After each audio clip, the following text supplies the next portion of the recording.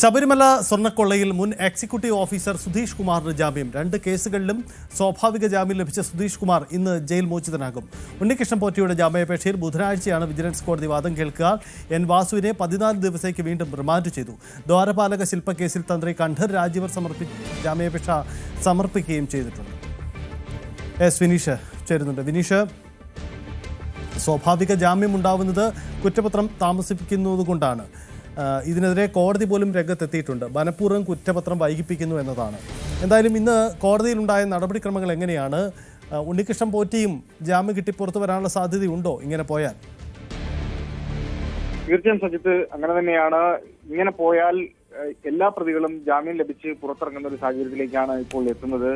SITയുടെ ഈ ഒരു മെല്ലപ്പോക്ക് സമീപനം, കുറ്റപത്രം സമർപ്പിക്കാനുള്ള ഒരു മെല്ലപ്പോക്ക് സമീപനം എന്നെതിരെ വലിയ വിമർശനമാണ് ഉയർന്നു വരുന്നത്. ഹൈക്കോടതി അടക്കം രൂക്ഷമായിട്ട് SIT വിമർശിക്കുന്നുണ്ട്.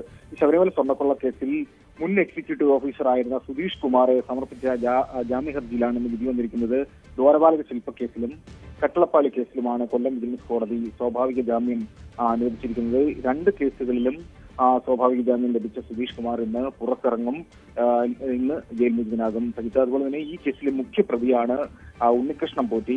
നമുക്കറിയാം, ഉണ്ണികൃഷ്ണൻ പോറ്റിക്ക് ആദ്യം ജാമ്യം ലഭ്യമായിരുന്നു, പക്ഷെ പുറത്തിറങ്ങാൻ കഴിയാത്ത സാഹചര്യം ഉണ്ടായിരുന്നു. കട്ടളപ്പാളി കേസിൽ 90 ദിവസം പിന്നിട്ടെങ്കിലേ പുറത്തിറങ്ങാൻ കഴിയുമായിരുന്നു. കഴിഞ്ഞ 31-ന് 90 ദിവസം പിന്നിട്ടതോടുകൂടി പ്രതിഭാഗം വക്കീല് ജാമ്യ ഹർജി സമർപ്പിച്ചിരുന്നു. ഈ ജാമ്യ ഹർജി ബുധനാഴ്ച, അതായത് 4-ാം തീയതിയിലേക്ക് കോടതി പരിഗണിക്കാനായി മാറ്റിയിട്ടുണ്ട്.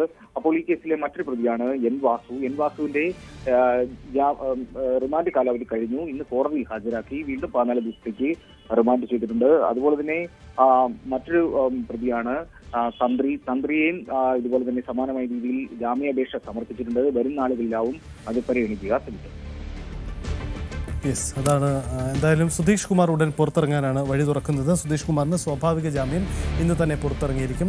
കുറ്റപത്രം വൈകുന്നതിന് കാരണമായി അന്വേഷണ സംഘം പറയുന്നത് ശാസ്ത്രീയ പരിശോധനാ ഫലം വൈകുന്നു എന്നതാണ്. കാരണം സ്വർണം എത്ര കണ്ട് നഷ്ടപ്പെട്ടു എന്ന ഒരു കണക്കെടുപ്പ് ഔദ്യോഗികമായി പൂർണ്ണമായി ശാസ്ത്രീയമായി നടത്താൻ ഇതുവരെ കഴിഞ്ഞിട്ടില്ല. അതിന് ചില ശാസ്ത്രീയ പരിശോധനാ ഫലം കൂടി വരേണ്ടതുണ്ട് എന്നതാണ്. ഈ ISRO ഉദ്യോഗസ്ഥർ നടത്തുന്ന ആ പരിശോധനാ ഫലം ഇക്കാര്യത്തിൽ നിർണായകമാണ്. അതുവരെയുള്ള കാത്തിരിപ്പിലാണ് അന്വേഷണ സംഘം എന്നതാണ് അവരുടെ വിശദീകരണം. കൂടുതൽ വാർത്തകൾക്ക് News 18 Keralam YouTube channel subscribe ചെയ്യുക.